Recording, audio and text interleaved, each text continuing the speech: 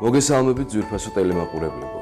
დღეს ხუთშაბათია, 18 აპრილი და ტრადიციულად საპატრიარქოს ტელევიზია ერთსულოვნების პირდაპირ ეთერშია გადაცემა პასუხობს მოძღვარი.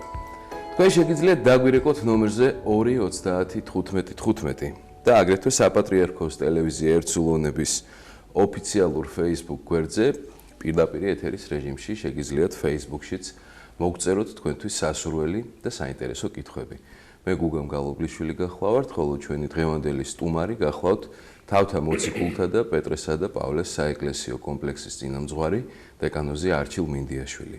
მოგესალმებით, მამა არჩილ დაგუოცეთ. მშვიდობა თქვენთან. მამო, პირველი კითხვა გახლავთ ასეთი. შეიძლება თუ არა აღდგომის დღესასწაულზე სასაფლაოზე გასვლა?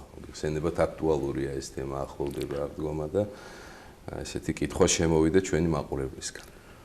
პირველ ყოვლისა ვიდრე კითხვებზე პასუხს გავცემდე თქვენ და მსმენელებს, მაყურებლებს. მოვიგონებდი ღვთივდიდებული ყოლადქებული მოციქულის პავლეს სწავლებიდან ჩვენ მხოლოდ ნაწილობრივ ვიცით და ნაწილობრივ წინასწარმეტყველებთ. თუ ამას ამბობს თავი მოციქულთა, წვერვალი მოციქულთა, ღვთისმეტყველთა ღვთისმეტყველი, დიდი მჭევრმეტყველი, სადატაცებული სიცოცხლეშივე, ანუ 60-ში. ადამიანი, რომელსაც დიდი ივანე ოქროპირი ამბობს, რომ ისეთი როგორც პავლე იყო, აღარასდროს არ იქნება ქრისტეს მოსვლამდე, თუ იგი ამბობს, რომ ნაწილობრივ ვიცის და წინასწარმეტყველებს, ჩვენ რა შეგვიძლია ვთქვათ? მაგრამ ძალისებრ ჩვენისა, რაც ცოდნა განათლება მიგვიღია თუ სულიერი გამოცდილება, ვეცდები თქვენს კითხვებზე პასუხი გავცე. ამ შემთხვევაში დიდი ჟულის კანონის მიხედვით პალსიქის დღესასწაული არის რა დღესასწაულთა დღესასწაული არეგების გლოვა და მიცვალებულთა ხსენება არეგების ამ დღეს. მაგრამ იმდენად დიდი იყო საქართველოში მიცვალებულთა პატივისცემა და სიყვარული წინაპართა, რომ პრაქტიკულად დაუწერელი კანონით ეს ასე ხდებოდა, მაგრამ მადლობა ღმერთს ბოლო წლების განმავლობაში უკვე დამკვიდრდა წესი არა აღდგომას გასვლისა, იმდენად არამედ აღდგომის მეორე დღეს. თუმცა ეს არის საფლავთა კურთხევის დღე, არა საფლავთა კურთხევის, უბრალოდ საფლავზე გასვლის დღე, როცა აღდგომის კვერცხს გადაუგორებდნენ, როცა აღდგომის საგალობელი იგალობებოდა და კვერცხს გადაუგორებდნენ წინაპარს და მიაგებებდნენ, ესე იგი მილოცვას ქრისტე აღსდგა. როგორც ესეთი მიცვალებულის დღეთ შემდგომად ბრწყინვალე აღდგომის დღესასწაულისა დაწესებული არის კვირაცხოვლობის მომდევნო სამშაბათი, როცა ლიტურგიების დგება ტაძარში, დიდი პანაშვიდები გარდაიხდება და საფლავები იკურთხება. კაცრად რო ვთქვათ, აი ეგ არის საფლავთა კურთხევის და მაყურებელი გვყავს ეთერში და შემოვიყვანოთ. ისმეთ ეთერში ხარ, დასვით კითხვა. მამა ვლაპარაკობს და იმიტომ. ბრძანეთ, დასვით კითხვა. დაგლოცეთ მამაო. მე თმა გაგორცხოთ. ასეთი კითხვა მაქვს. მოვინათლე გვიან, როგორ აი დაახლოებით 30 წლის, მაგრამ მოვინათლე იმას სიონის ეკლესიაში.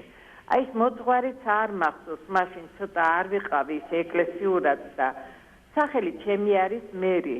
აი სადაც ამოვიკითხე მე ეს სახელები, არცად არ არის წმინდანთა სახელები და აი როგორ შეიძლება რომ მე ჩემი თავი ელოცებში ვიხსენიებ თხოვმოდა იმას რა ქვია შეწევნას მარიამ ღვთისმშობელს და მე ჩემს სახელს ვამატებ. რამდენად სწორია ჩემი როდესაც წმინდანის სახელი რატომღაც არ ეწოდა კათაკმეველს, ნათლობიშამს, ამ შემთხვევაში ასეთი წესი არსებობს წმინდა მამათაგან დადგენილი. მას უნდა შეეცვალოს სახელი, ეწოდოს წმინდანის სახელი, ან თავად მოძღვარი უწოდებს, ან შეიძლება თავად ამ ადამიანმა შეარჩიოს სახელი. მაგალითად თქვენ ამბობთ, რომ მარიამს ევედრებთ. მარიამი რამდენიმეა. ჟულის კანონის მიხედვით, ყოვლადწმინდა ღვთისმშობლის პატივად მარიამი არავის არ ეწოდება, მაგრამ არის მარიამ მაგდალინელი, მარიამ მეგვიპტელი, მარიამ აბრაამ დაკვდებულის მისული და ესე შემდეგ. თქვენ უნდა წაიკითხოთ, რა კი გული გითბებათ მარიამის მიმართ, ამ მარიამთა ცხოვრებანი ვის მიმართად ესე იგი იგრძნობთ სულიერ სიახლოვეს, ის უნდა შეარჩიოთ თქვენს სეხნა წმინდანად და მოძღვარმა შემდგომ ამით არ სრულდება ყველაფერი, რა თქმა უნდა, უნდა მოგიხსენოთ ამ სახელით კვეთაში, ჯანმრთელობის რჩებულ კვერცხში და წმინდა ბარძიმთან. ხოლო ამის შემდეგ გეწოდებათ ღვთის წინაშე ეს შერჩეული სახელი. ისე კი მოძღვარმა ნათლობისი, რა თქმა უნდა, თავად უნდა შეუცვალოს სახელი. ადამიანს თუ კი არ ქვია წმინდანის სახელი. კეთილი მამაო, შემდგომი კითხვა არის ასეთი, გვწერენ საღამო მშვიდობისა, ცოდვა არის თუ არა უკვე ჯვარდაწერილი ადამიანის მეორედ ჯვრის დაწერა იმ შემთხვევაში, თუ ჯვარი არ აუყრია პირველი ქორწინებიდან. არ შეიძლება, იმიტომ რომ ვიდრე გვირგვინი ადგავთ, საერთო ცოლქვრად ითვლებიან ღვთის წინაშე, რომც ფიზიკურად ერთ ჭერპეს არ ცხოვრობდნენ. პრაქტიკულად დღეს აი როგორ ხდება ჩვენთან საპატრიარქოში, როდესაც ცოლ-ქმარი დაშორდება ერთმანეთს სხვა მიზეზების გამო და შემდგომ ერთი მათგანი გადაწყვიტავს იქორწინოს, მხოლოდ ამის შემდეგ ხდება ქორეპისკოპოსის მიერ გვირგვინის გახსნა. ძალიან ცუდად არის გავრცელებული ჯვრის აყრა, ეს კრეხელობაა. ჯვარზე ეს არ ითქმის. არა ჯვრის აყრა, არამედ გვირგვინის გახსნა. გვირგვინი ედგმევა ქორწინების შანსს. მეორედ ქორწინება შულის კანონით დასაშვები არის. ოღონდ წესი მეორედ ქორწინებულისა არის რამდენადმე განსხვავებული პირველი ქორწინებულისაგან. მესამედაც გამონაკლის შემთხვევაში, ხოლო მეოთხე ჯვრის წერას პირუტყვებრივს უწოდებენ წმინდა მამები. ანუ მეუღებელია. დიახ, გასაგებია. შემდეგი კითხვა არის ასეთი: რასელისტთა სექტის წარმომადგენლები, ეგრეთ წოდებული იაღვას მოწმეები, ბოლო პერიოდში მოსახლეობაში ავრცელებენ მოსაწვევებს, რომლითაც ხვალ 19 აპრილს თავიანთ ეგრეთ წოდებულ დღესასწაულზე იესოს სიკვდილის გახსენების საღამოზე იწვევენ. ამასთან იეღოველები ცდილობენ სექტის შეკრებაზე მიიყვანონ თავიანთი ახლობელი თუ ნაცნობი მართლმადიდებლები და სხვა რელიგიის აღმსარებლები და მათი სექტაში გადაბირება ეცადონ. როგორი დამოკიდებულება უნდა ჰქონდეს მართლმადიდებელ ქრისტიანს იმ სექტანტების მიმართ, რომლებიც სახლებში აკითხავენ ან ქუჩაში აჩერებენ. პირველ ყოვლისა მოვეგონებდე პავლე მოციქულის ეპისტოლე. ის ვინც ზეციურმა მამამ ამოირჩია და დაბეჭდა თავისი მარადიული ბეჭდით, ვერავინ და ვერაფერი ვერ განაშორებს. ხოლო ის რომ სექტანტები, რასელისტები იქნებიან თუ სხვანი იბირებენ სხვადასხვა ადამიანებს, თუ ესენი მე მგონი არ არიან ეკლესიური მართლმადიდებლები, იმიტომ რომ მე ასე მწამს და ღრმად მწამს ჩემი გამოცდილებითაც ვამოწმებ, რომ ეკლესიურ მორწმუნეს ვერავინ ვერ გადაიბირებს. ესენი უბრალოდ არიან ნათელღებული მართლმადიდებელ ეკლესიაში, ოღონდ არა ეკლესიურები, რომლებიც საფუძვლებს სამწუხარო ჩვენი სარწმუნოებისა არ იცნობენ. კაცრად რო ვთქვათ, ნათლისღება სინოდღის კატეხიზაცია, ადრე განსაკუთრებული სკოლებიც კი არსებობდა, ცნობილი იყო ალექსანდრიის, მაგრამ დიდიმ ალექსანდრიელის, იერუსალიმის, კირილე იერუსალიმელის და ესე შემდეგ და საბჭოეთის დროს, როცა ბაბილონის ტყვეობის დროს რკინის გალიაში გვიწევდა ცხოვრება და ლამის დაბადებიდან სულს ღვთიდნენ უღმერთონი ათეისტები, პრაქტიკულად შეუძლებელი იყო კატეხიზაციის ჩატარება, მეტადრე სკოლების დაარსება, მაგრამ დღეს ვინ გვიშლის ჩვენ აი მღვდლებს, სამღვდელოებას. სამწუხარო ეს არის, მე როგორც მღვდელი ვიტყვი, რომ დღესაც კი, როცა ჩვენ არავინ არ გვიშლის ხელს განსავლოთ კათაგმებლები, ღირსეულად მოვამზადოთ და უწინ თუ გახსოვთ შულის კანონით და ეკლესიის ისტორიიდან დიჩაბას ხდებოდა უპირატესად ნათლისღება, რომელსაც ძალიან ამაღლებული და სადღესასწაულო ხასიათი ჰქონდა და მერმე ეს ნათელღებულები ესე ლიტურგიაზე შემოჰყავდათ დიდი შაბათისა და ზიარება ხდებოდა, თანაზიარება სხვა მორწმუნეებთან, ძველ მრევლთან ერთად ესე ვთქვათ.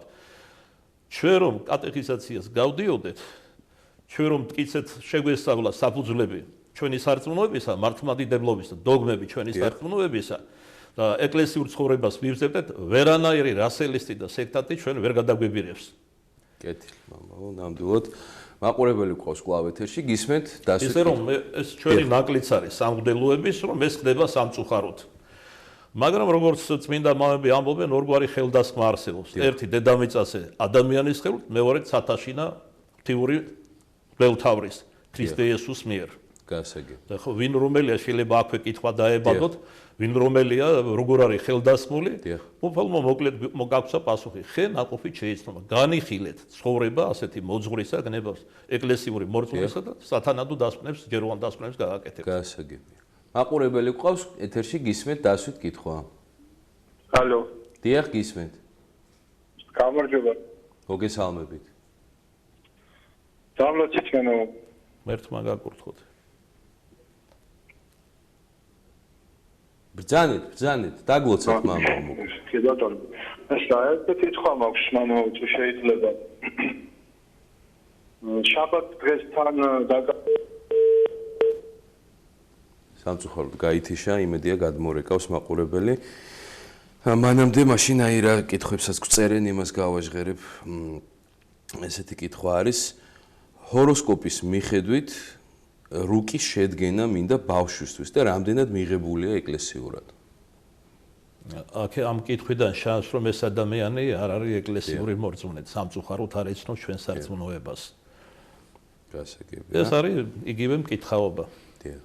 აქ პასუხად ამბობენ რომ იქ რომ სვეტის ხეულში რომ გამოსახულია ზოდიაქოს ნიშნები, ეს სამყაროს სიმბოლური სურათია და არა ჰოროსკოპები. გასაგებია. კვლავ მაყურებელია ეთერში, გისმენთ დასვით კითხვა. დამლოცე მამო, ღმერთმა დაგლოცოთ. კითხვა მაქვს აპოკალიფსის წიგნიდან მაინტერესებს სატანის ნიშანზე რო არის საუბარი 666 ყველა აიძულა უბდიდრები ღარიბები ჩამონათვალე რო არის და რას ნიშნავს ეს 666 ბეჭედი იქნება ხილული თუ რა სულიერზე გადის თუ რა არის კონკრეტულად აი გვესაუბროთ ამასთან დაკავშირებით. დიდი მადლობა. დღეს ბავშვმაც კი იცის რომ 666 არის ენიგმური სახელი ანტიქრისტესი. მაგალითად იესო ქრისტეს სახელი რომ ციფრებში გადავიტანოთ, ეს არის 999. ანტიმ გადააბრუნა და მივიღეთ 666. მარტივად რო გიპასუხოთ. მაგრამ საქმე იმაში კი არ არის ესე ლაზერული გზით მოხდება შუბლზე თუ მარჯვენა ხელზე დაბეჭდა თუ სხვა გზით კიდევ შტრიხ კოდები თუ სხვა. საქმე იმაშია რომ ვიდრე ეს დაბეჭდა მოხდება ადამიანი თავად განუდგება ჭეშმარიტებას. ეს მოხდება დიდი აპოსტასიის დროს, ანუ ღვთისაგან დიდი განდგომის დროს. რაც შეეხება ბეჭედს, ეს ესე ვთქვათ, გაფორმება იქნება ღვთისაგან ამ გაუცხოებისა და განდგომისა. ჩვენ იმაზე კი არ უნდა ვიფიქროთ იმდენად, რომ ესე იგი რა გზით მოხდება, ვთქვათ, როგორც ღირსი მამები ბოლო დროის ამბობენ, ლაზერული გზით დაიტანება შულზე თუ მარჯვენაზე, არამედ იმაზე, რომ რა კი რწმენა საქმის გარეშე მკვდარია, ძალისაებრ ჩვენისა ვიცხოვროთ წმინდად თავშეკავებით, ანუ ეკლესიურად. და ასეც რა თქმა უნდა დაბეჭდა არანაირი გზით არ ემუქრება. როგორც წმინდა მამები ბოლო ჟამისა ამბობენ, ჩვენ წინ დაგვიდებენ ანტიქრისტეს რეჟიმის დროს, რომლის წინა გემოსხილვაც უკვე გვაქვს გლობალიზაციის პროცესებს, ინტეგრაციისას გულისხმობს ერთი მონდიალური სახელმწიფოს, ზესახელმწიფოს, სოფლიო სახლის ჩამოყალიბებას გულისხმობს და წინ უნდა უძღოდეს ხუთი წმინდა მამის წინასწარმეტყველებით ევროკავშირის შექმნა, რაც შეიქმნა კიდეს და წელიწადის კონტინენტის პირველი სახელმწიფოების რიცხვი, ვინც უნდა შესულიყო ევროკავშირში, ზედმიწევნით ახდა ყველაფერი. და ეხლა აშენებენ ახალ მსოფლიო სახლს, ახალ მსოფლიო წესრიგს. ხდება დედამიწის ხელახლა გადანაწილება. სიტყვამ შეიძლება შორს გაგტყორთნოს, გაგვიტაცოს. მე შეგვიძლია ვილაპარაკო რა ნიშნებია მესამე მსოფლიო ომის წინ. კონკრეტულად რაში ვლინდება. აი მაგალითად რატომ ხდება გამალებული შეიარაღება შავი ზღვის აუზში, რომლის მეზობლად ჩვენ საქართველები ვართ, საქართველო არის. როგორც ჩრდილოეთის მხრიდან, ისე დასავლეთისა და ასე შემდეგ. მოკლედ თქვენს კითხვას რომ მიუბრუნდეთ, რა გზით მოხდება, მამები ვარაუდობენ, რომ ეს მოხდება ლაზერული გზით დაბეჭდა, მაგრამ კიდევ ერთხელ ვამბობ, რომ მნიშვნელოვანი ეს კი არ არის, რა გზით გამოხატავს ესა თუ ის ადამიანი თავის აღსარებლობას ანტიქრისტეს მიმართ. მნიშვნელოვანი ის არის, როგორ ცხოვრობს ეს ადამიანი. აი მაგალითად გრიგოლ ღვთისმეტყველი ევედრება თავის ბრევლს, რომ თავი დაანებეთო დოგმებზე მსჯელობას, ეპისკოპოსებს დაუტოვეთ ამისი უფლება, თქვენ ეცადეთ ძალისებრ თქვენისა წმიდად იცხოვროთ, ამით გადარჩებით. დღეს რაღაც გასაოცარი დაინტერესება არის ბოლო ჟამით, მისი ნიშნებით ანტიქრისტეთი, მაშინ როცა ელემენტარულად წვრილმან სათნოებას ვერ აღვასრულებთ ღვთის წინაშე. მე აი დასტურად მინდა მოგიყვანოთ ერთ-ერთი ეგვიპტელი წმინდა მამის ცხოვრებიდან. ამ მამასთან ბევრი არა თუ ცოტაი არა, ერთ-ერთი ახალგაზრდა ბერი ჩამოვიდა შორეული უდაბნოდან. ეს იყო პიმენი დიდი. და ის დაყუდებული იყო, განდეგილი იყო და არსენი დიდზეწყვებიან მსგავს რასმე და როცა ესე იგი ძალიან ევედრებოდა იქაურ ბერებს რომ პიმენისთან შეეყვანათ, მაგრამ განუმარტავდნენ რომ ის განდეგილია, ნაკლებად იღებს ხალხს, დუმარებაშია, ისიხასტურ ლოცვაშია დასვა, მაგრამ რა კი დაჟინებით ითხოვდა სტუმარი, ბოლოს და ბოლოს შეიყვანეს პიმენთან. და აი, როდესაც პიმენთან დაჯდა, პიმენი მდუმარეთ იჯდა. და ამ ბერმა ახალგაზრდამ დაიწყო ლაპარაკი, როგორია სასუფეველი, ქერაბინს რამდენი ფრთა აქვს, სერაბინს და ასე შემდეგ. პიმენის სიტყვა არ დაუძრავს. საკმაოდ დიდხანს ილაპარაკა ქართულად ამას ქვია იქაქანა ამ ბერმა და ბოლოს გაწმილებული, განაწყენებული გამოვიდა. სენაკის კართან პიმენის მორჩილი დახვდა და სახი აჭარხლური რომ დაინახა, დაეკითხა, რა მოხდა მამაო ასეთიო. ესე იგი ამხელა გზა გავაკეთე, ამდენი ფათერაკები გადავიტანე გზაში, შიმშილ წყურვილიც კი და პიმენმა, რომელსაც ასი აქებენ, ერთი სიტყვის ღირსად არ ჩამთვალაო. განაწყენებული მორჩილი შევიდა პიმენის სენაკში და უსაყვედურად თავის მოძღვარს. პიმენმა მშვიდად უპასუხა აღელვების გარეშე. აბა რა უნდა უთხრა, ჩემო კეთილო ამ ადამიანს? ის უკვე ანგელოსთა სწორია, სულ სასუფეველზე, ზეციურ სანახებზე, სერაბინ ქერაბინებზე, საღდარზე და ანგელოსებზე მე ცოდვილი ბერი ვარ. აი მაგალითად მე შემილია ჩემი გამოცდილებიდან ველაპარაკო, როგორ ვებრძოლოთ სიძვის ეშმაკს. გამოვიდა მორჩილი და ეს პასუხი უთხრა სტუმრად მოსულს. ესე იგი შემოbrunდა სენაკში დაემხო მუხლებზე სტუმრად მოსული ბერი, აქვითინდა და სთხოვა სიძვის ეშმაკი მებრძვის. მამაო, როგორ ვებრძოლ მას? ამას კი ღვთისმადლით გასწავლე, უპასუხა პიმენმა, მოისვა გვერდზე და გათენებამდე ისე ელაპარაკა ისეთი სულიერებით, რომ როგორ გათენდა სტუმარმა ვერ გაიგო. გათენებისას მამალმა დაიყივლა. გამოფხიზლდა თითქოს სტუმრად მოსული ბერი ამ თავ დავიწყებიდან და პიმენს მიმართა.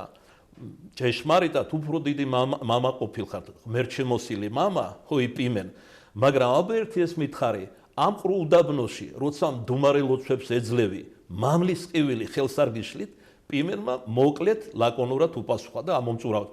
მამლის ყივილი ლოცვის დროს მხოლოდ შენ ნაირებს ესმით.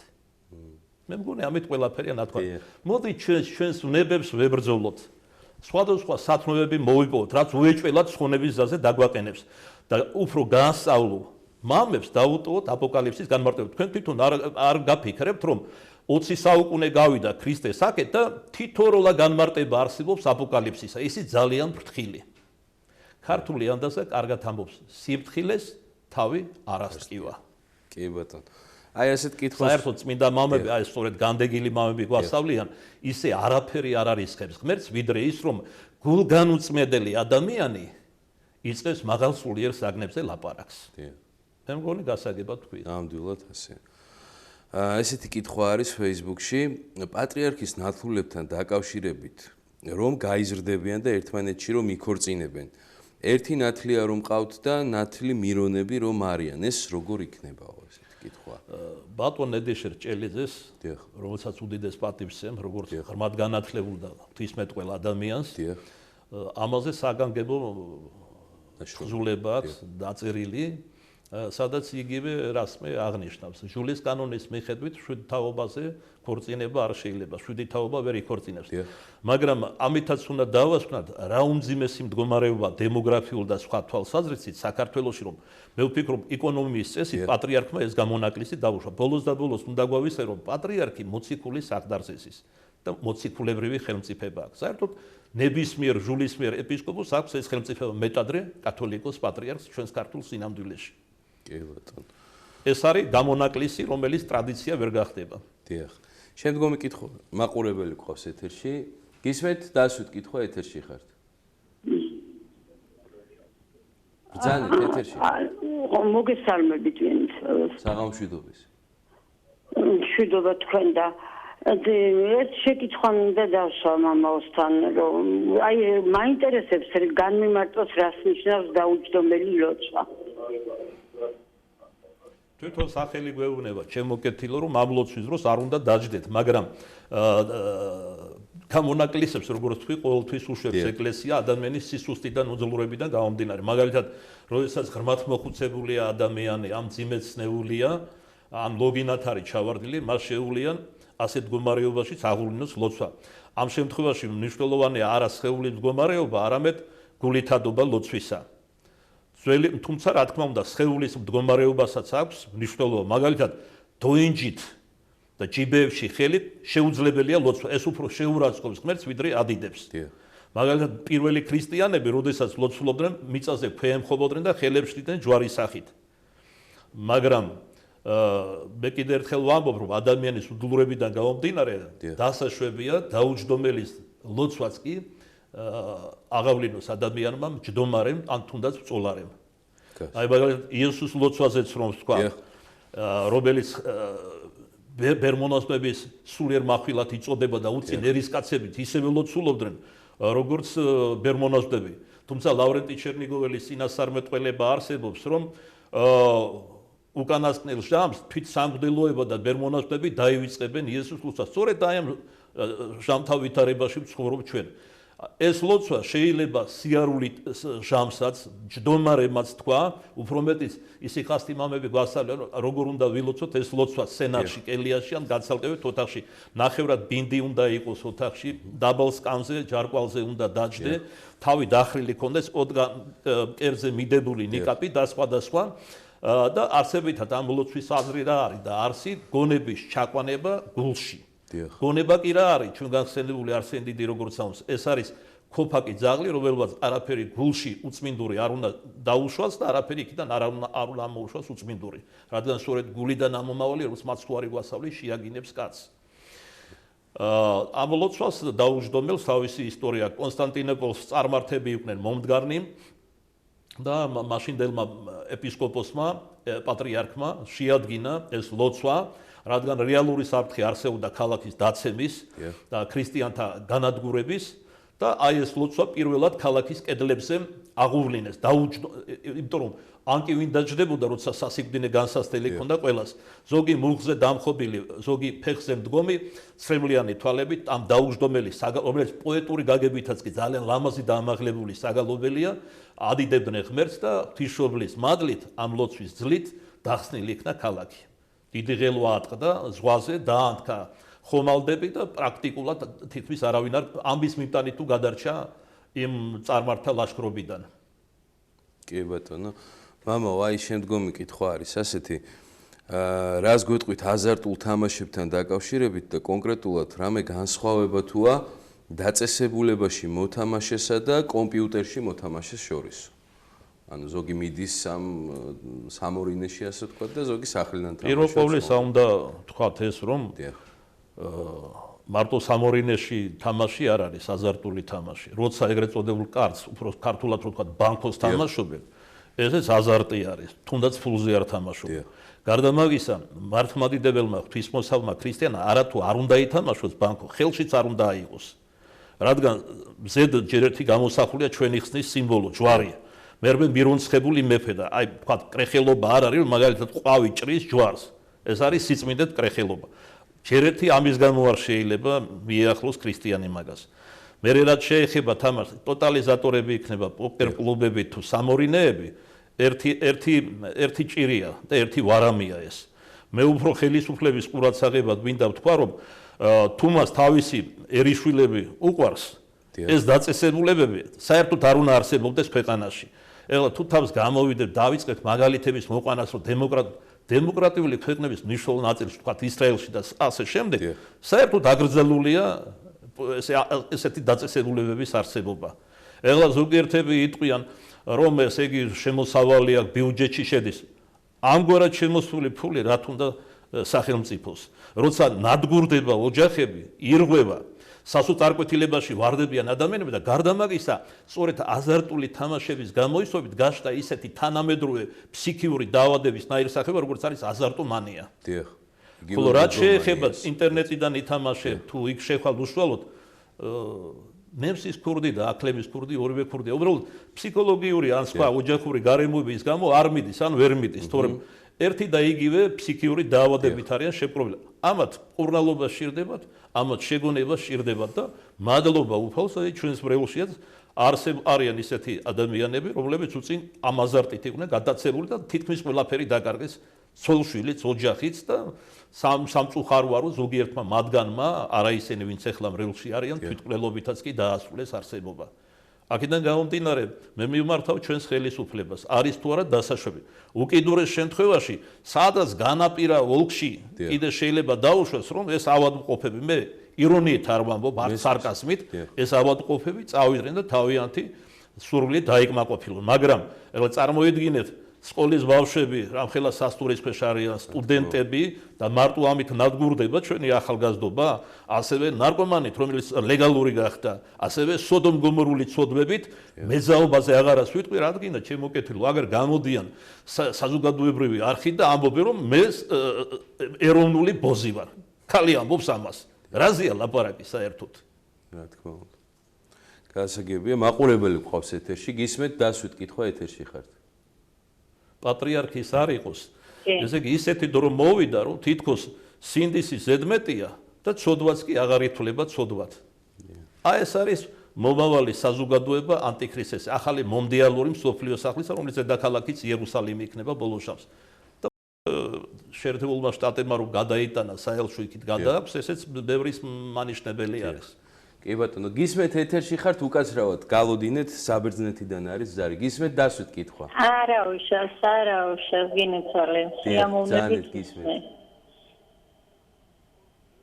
საღამოშიდობისა, მოგესალმებით. ჯერჯერობით მოგესალმებით, მამაოათი, მოგესალმებით. გაიხარეთ, დაგლოცეთ საბერძნეთიდან ვრეკავთ. დაგლოცეთ, იქნებ გვეღირსოს. ძალიან ცუდი მდგომარეობა, გაუტანლობა ხალხს.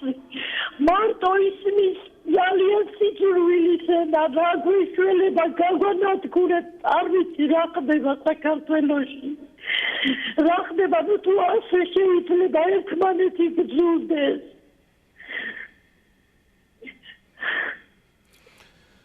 ველოდოთ რამე სიკეთის მარტო ლოცვა თუ გადაგვარჩენს ძალიან გქონდა ერთად დავდგეთ სიყვარულით ერთმანეთის გატანით სხვანაირად არ შეიძლება ჩვენ რამე გვეშველოს გთხოვთ დაგლოცეთ მამაოათი ღმერთმა დაგლოცოთ და ყველა სინანული დაგვაბრუნოს ჩვენ მამაპაპათა ღმერთთან და შემდეგ ერთობაში ამის გარეშე არ იქნება როგორც პატრიარქაც მოგვიწოდა ქართველნო ერთად ღვთისაკენ აი ეს მან დაგვისახა გზა ამ ჭირვარამისაგან როგორ განთავისუფლდებით სამწუხაროა ის რაც ხდება საქართველოში ყველა დაუფარავად ამბობს დღეს როგორ გადაგვარდნენ ქართველები როგორც უცხოეთში წასულები რომელთაგან ნაწილს საგზნობ ნაწილს უკან მოხედვაც აღარ უნდა მე ვიყავი და რამდენიმე ქვეყანაში და მქონდა საუბარი და შეხვედრა ქართველებთან, აი დედა, მამა ქართველია, შვილს არ ასწავლის ქართულს, ოჯახშიც კი არ ლაპარაკობენ. ვეკითხები გაოცებული, რატომ? რაში ჭირდებათ ქართული? ზიზღით ამ პასუხობენ. ინგლისური იცოდნენ, გერმანული და ეს რა არის? ეს არის გამოძახილი იმ 70 წლიანი მონობისა, უღმერთოებისა. ჰედონისტები გავხდით, მატერიალისტები. მამონას მონები, მაგრამ უფალმა გარკვევით გვასწავლა ორი უფლის მონება ქრისტესი და მამონასი არ იქნება. ან ერთს მეტად შეიყვარებს ადამიანი და მეორეს მოიძულებს ამ პირიქით. ჩვენ ჯერ კიდევ ეროვნული მოძრაობის ერთ-ერთმა უკანასკნელმა მოხიკანმა სვიად გამსახურდიამ შემოგთავაზა ქრისტე აგვერჩია და არა ბარაბა. სამწუხაროდ ქართველი ხალხის საგზნობმა ნაწილმა ბარაბა ამოერჩილა, გაჩნდნენ ეგრეთ წოდებული ახალი ქართველები. რომელსაც ვერ უხსენებ ვერც ეროვნულ გრძნობებს, ვერც საქართველოს სიყვარულს და ბოლოს ვერც ესე იგი სამშობლოს, ვერც ქრისტეს, ვერც ეკლესიას და რაღაც დასამალია პატრიარქსა და სამღვდელოებას აქილიკებენ და განიკითხავენ. აი ჩვენი სულიერების, მოჩვენებითი სულიერების ნამდვილი ფიზიონომია და სახე. კოკასაშინა რაც ადგას იგივე წარმოდინდების. და სამწუხარო ეს არის კიდევ რომ არ არსებობს ეროვნული პოლიტიკა სახელმწიფოში. პირიქით, გლობალიზაციის პროცესები გამორიცხავს ამას. როგორც მათი წინამძღოლები ამბობენ, დაუფარავად ეგრეთ წოდებული მაღალი ევრო და სხვა მსოფლიო ტრიბუნებიდან, მალე დადგება დრო, როცა არ იქნება ეროვნული სახელმწიფოები და არ იქნება განსხვავება არც ესე იგი სქესის ნიშნით და რისი ნიშნებიც უკვე სახეზია სამწუხაროდ. მაგრამ თქვენ და სასუებად მინდა შეგახსენოთ, რომ არსებობს უძველესი გადმოცემა და უძველესი წინასწარმეტყველება, რომელიც ქართველმა ბერმა სინაზე მოღვაწე ბერმა იოანე სინაელმა შეკრიბა და ესე იგი ჩამოგვიყალიბა ქებაი და დიდებაი ქართულისა ენისაი. წმინდა გარდამოცემით ეს წინასწარმეტყველებანი საქართველოში შემოიტანა ჩვენმა განმანათლებელმა წმინდა ნინომ. უკანასკნელ ჟამს, როგორც ბასილი დიდის ღვთისმშობლის მიძინებაშიც არის აღწერილი, ღვთისმშობლის წილხვედრი ვერია გაბრწყინდება, მაგრამ თქვენ თქვით რომ ერთი ლოცვა თუ გვიშველის, თლათ ესე არ არის. ხო გაგიგიათ ქართული ანდაზა ამბობს, კაცი იხშობოდაო და ღმერთო მიშველეო, ღმერთმა გადმოსახა, ხელი გაანძრიე და გადარჩებიო. ისე რომ არა მარტო ლოცვა, არამედ საქმეც. აი როგორ მაგალითად, აი ამ წუთში თუნდაც მე ამ საქმეს ვაკეთებ. ჩემ წილ, როგორც ერთი მღვდელი, ერთი უბრალო მღვდელი და თვითონობა, როგორც ივანე ოქროპირი ამბობს, პატარა რაოდენ უმნიშვნელო საგუშაგოც არ უნდა იყოს, იმ საგუშაგოზე თავისი საქმე პატიოსნად აღასრულოს. და ღმერთი მოხედავს ჩვენს სინანულს, ჩვენს ცრემლს და შეუძლებელია არ მოვხედოს მოწყალე თვალით. მაგრამ ესეც უნდა აღინიშნოს შემოსაყვარელო. ბევრი ჩვენთაგანი მედიდურად ამბობს, რომ ღვთისმშობლის წილხდომილები არიან ღვთისმშობლის შვილობილები. ეს ხომ არ აგავს ძველ იუდაურ ამპარტავნებას, აბრაამის შვილობით რომ მოჰქონდა თავი. უფალმა დანანებით უთხრა ასეთ ბრმებს, რომ ქვათაგანაც ძალუც უფალს აბრაამს შთამომავალი აღუდგინოს. არც ღვთისმშობლის შვილობილობა გიშველის, არც აბრაამის შთამომავლობა და არც თვითონ ქრისტეს ზეობა, როგორც ივანე ოქროპირი ამბობს, თუ თავად წმინდად არ იცხოვრებ და სინანულს არ აჩვენებ უფალს. გასაგებია, კვლავ მაყურებელია ეთერში გისმენთ დასვით კითხვა. დავსვა შეკითხვა? ეთერში ხართ. ესე იგი, მამა, მე ყავს მეგობარი გერმანელი, რომელი 30 წლის წინ გავიცანი. მაგრამ 15 წელია უკვე არ ვიცი, ცოცხალია თუ მკვდარი, მე როგორც გავიგე, გარდაიცვალაო და მე ვიხსენებ მას გარდაცვალებულ როგორც გარდაცვალებულთა ლოცვებში და სწორედ ვიქცევი თუ როგორ მოვიქცე. როგორც კითხვას მივხვდი, ესე იგი არიციან ზედმიწევნით გარდაიცვალა თუ ცოცხალია? დიახ, გერმანელი მეგობარი მყავს. ღვთის წინაშე პირველყოლისა ასე გიპასუხებდით, მკვდარი არ არსებობს, ყველა ცოცხალია. მაგრამ მე ვფიქრობ, რა კი დადასტურება არ არსებობს, უკეთესი იქნება ცოცხლებში მოიხსენიოთ. არანაირი ცოდვა ამაში არ არის.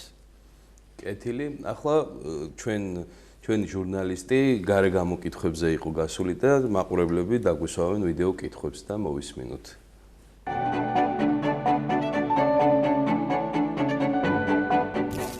მე რადგანაც ვარ შულკვდარი დედა, მე-9 წელიწადია, რაც აღარ ამყავს შვილი და ერთი კითხვა მებადება ყოველთვის. სადაც წავიდა ჩემი შვილი სხვა სამყაროში, თუ ნამდვილად არის ცხოვრება. რა ასაკიდან უნდა ვესაუბროთ ბავშვს რელიგიაზე? მოძღვარს ვკითხავდი ადამიანის შესახებ, რომელიც გარკვეული პერიოდის განმავლობაში მსახურობდა ეკლესიაში, შემდგომ კი კვლავ დაუბრუნდა ერისკაცობაც. ეს ითვლება თუ არა უფლის ხალატად ან ცოდვად, რას გვეუბნება რელიგია ამ საკითხზე? კეთილი მამაო, პირველი კითხვა ასეთი იყო, 9 წელიწადია რაც შვილი აღარ მყავს. გახსოვთ ხო? დიახ. ჯერ ეს დედაკაცი რო ასესვავს კითხვას, ჩანს არ არის ეკლესიური და არც იმდენად გარკვეული ჩვენ სარწმუნოებაში. არანაირი სხვა სამყაროები არ არსებობენ, არც ჰუმანოიდების და არც უცხო პლანეტელების. არსებობს დედამიწა, თავისი და ეს სამყარო მილიარდობით გალაქტიკები და არსებობს ზესტასოფელი, მაგრამ ვაგლახ რომ არსებობს ქვესკნელიც, ანუ ტარტარუსი, ჯოჯოხეთიც. ხოლო ქართული ანდაზით რომ მოკლედ გავცე პასუხი, ადამიანი რასაც დასთესავს დედამიწაზე, იმას მოიმკის ღვთის წინაშე. მაგრამ მიუხედავად ამისა და გამომდინარე ღვთის კაცთმოყვარებიდან, ღმერთი ითვალისწინებს ცალკეული ადამიანების ლოცვა-ვედრებასაც, იმ კეთილ საქმებს, რაც თქვათ მიცვალებულ საქმეზე სარწმუნოებით აღასრულებენ და პირველ ყოვლისა ეკლესიის შუამდგომლობას, რომელსაც უდიდესი ძალმოსილება მიანიჭა უფალმა დაარსა რა თავის სნელ ნებებში და გაამბანა და აბყურა რა იორდანის წყლები ნათლისღებისა, უდიდესი ძალაუფლება მიანიჭა და პირველ ყოვლისა ცოდვათაგან გახსნისა და ასევე შეკვრისა. ანუ წირვალოცვის დაყენებას, პროსკომედიაში, კვეთაში მოხსენებას, წმინდა ბარძიმთან, კვერებში, პანაშვიდების გარდახდას, მოწყალების გაცემას და ასე შემდეგ, ყველაფერი ამას თავისი მისასვლელი აქვს უფალ ღმერთთან. და გარდა მაგისა, მაგუნდება ერთ-ერთი წმინდა მამის სწავლები, რა კი დედასვამს შვილზე კითხვას, დედის ლოცვა იმდენად ძლიერია, რომ თვით ჯოჯოხეთიდანაც კი ძალუც შვილი სამოყვანა. დედაშვილური სიყვარული ყველაზე წმინდა სიყვარულია ღვთიური სიყვარულის შემდგომ. აი ეს არის ჩვენი დიდი სასუება. ამიტომაც გმართებს დედმამის პატივისცემა და სიყვარული. თუ დრო გვაქვს, მე მოკლედ მოვყვები ერთ-ერთ ჩვენ თანამედროვე სასწაულს ამ გლოვიარე დედის ნუგეშინის ცემისათვის. ეს მოხდა საბერძნეთში რამოდენიმე წლის წინათ, კერძოდ დედაქალაქ ათენში. ერთ-ერთი მღვდელი, რომელიც თავად ყვება ამ ისტორიას, მოჩქარებით მიეშურებოდა სულიერი შვილისაკენ. თუ არ ვწდები, სახლი უნდა ეკურთხებინა. სისხანდილით. აი, ერთ-ერთ ქუჩაზე მას წინ გადაეღობა შავოსანი დედაკაცი და აცრემლებული თვალებით შესთხოვა, რომ მისი შვილი იღუპებოდა, მისამართს ეტყოდა და წასულიყო და აღსარება მიეღო. მოძღვარმა აღუთქვა და დაშორდა. მაგრამ საქმეთა სიმრავლის გამო თუ დაუდევრობისა, მას დაავიწყდა ეს მისამართი და საღამო ჟამს კი როცა მოაგონდა ძალიან განიცადა, მაგრამ ვერაფერ შეცვლიდა. მომდევნო დილას იმავე ადგილას იგივე შაოსანი დედა ცრემლიანი თვალებით ახსენებს მისამართს და ევედრება, რომ შვილი ეღუპება, მას ცოტაღა აქვს დრო დარჩენილი მიწიერი ცხოვრებისა და სასწრაფოდ მიაშუროს თუ შეიძლება და აღსარება მიიღოს. მართლაც რაზეც მიდიოდა ის საქმე მოათავა მოძღვარმა და აი ამ მისამართზე მივიდა დარეკა კარი, ცოტა ხნის შემდგომ გაუღეს კარები და ხელში შერჩა როგორც იტყვიან ბონჟა. ლოთი ახალგაზრდა ლოთი კაცი. და როცა მღვდელი დაინახა, ძალზედ გაუკვირდა. მამაო, ირონიულად დაეკითხა, შენ რა გინდა აქ? და ამ მოძღვარმა დაუწყო ახსნა, რომ ამა და ამ ადგილას ნახა დედამისი და მეორე დღეა ევედრება, რომ მასთან მივიდეს აღსარება მოისმინოს. და როცა მოძღვარი ლაპარაკობდა, კედელზე შეამჩნია სხვა სურათებთან ერთად ამ დედაკაცის სურათიც ეკიდა. რა საბობო, ჩემო კეთილო, სარკასტული სიცილი დააყარა ლოთმა. დედა ჩემი 5-6 წელიწადია, რაც გარდაიცვალა, წესიერად არც კი მახსოვსო. და ესე იგი მოძღვარი ეუბნება, რას ბრძანებთ, აგერი კედელზე რომ კიდია, ის ხომ დედა თქვენიაო? კი, დედა ჩემი, ხო და ეს ქალი 2 დღეა მევედრება ხდება შავოსანი და თქვენთვის რომ აღსრე მიიღო. ესე იგი, როცა უკან მიიხედა და გაიაზრა, როგორც იქნა ნაბახუსევმა, რას ეუბნებოდა მოძღვარი, შეშინდა, თვალზე ცრემლი მოადგა და ატირებული იქვე დაემხო და მოიგონა აღიარა მოძღვრის წინაშე, რომ მამის გარდაცვალების შემდგომ დედას ძალიან ცუდად ექცეოდა, ღვინის მას მიყო ხელი, გალოთ და სცემდა დედას, ბოლო სახლიდანაც გააგდო და მეზობლებმა სამადლოდ შეიფარეს და ძალზედ მალე მწუხარებისგან აღესრულა ეს დედაკაცი. და როცა ყველაფერი ეს მოაგონდა, აქვითინდა და ესე იგი მაშინ ესე იგი ეს მღვდელი მივიდა, შეიწვიარა სახლში, მოისმინა სრული აღსარება, ანუგეშა ასწავლა და შენდობის ლოცვა წაუკითხა და აზიარა კიდეც. მესამე დღეს, როდესაც კვლავ მიდიოდა დაინტერესდა, რა ბედი ეწია იმ ახალგაზრდას, როგორ არის სინანულის შემდგომ აღსარებისა, ეს დედაკაცი კვლავ შემოეგება, მაგრამ ამჯერად თეთრ სამოსელში და გაბწყინებული, გახარებული სახით უთხრა: მამაო, ჩემი შვილი შეიწყალა უფალმა, აპატია, ის ახლა ჩემთან არის. აჩქარებული ნაბიჯი გაეშურა მოძღვარი, სასწრაფოდ ესე იგი აირბინა კიბეები, დარეკა კარზე, მაგრამ არავინ გაუხო. მეზობელი გამოვიდა და როცა გაიგო, ვის კითხულობდა, უთხრეს: თქვენ რომ წახვედით, 1 საათში გარდაიცვალა და ახლა ამ დილით პროზექტურაში წავასვენეთ. ესე იგი, რამხელა ძალა აქვს. როგორ უყვარდა შვილი, რომ სასუფევლიდან ღვთის ესეთი კადნიერება ჰქონდა თავისი სიწმინდის გამო, ტანჯული ცხოვრება ჰქონდა და იყო ღვთისმოსავი ეკლესიური ადამიანი. ღმერთმა ის მოავლინა დედამიწაზე, რომ სინანულში მოეყვანა მისი შვილი.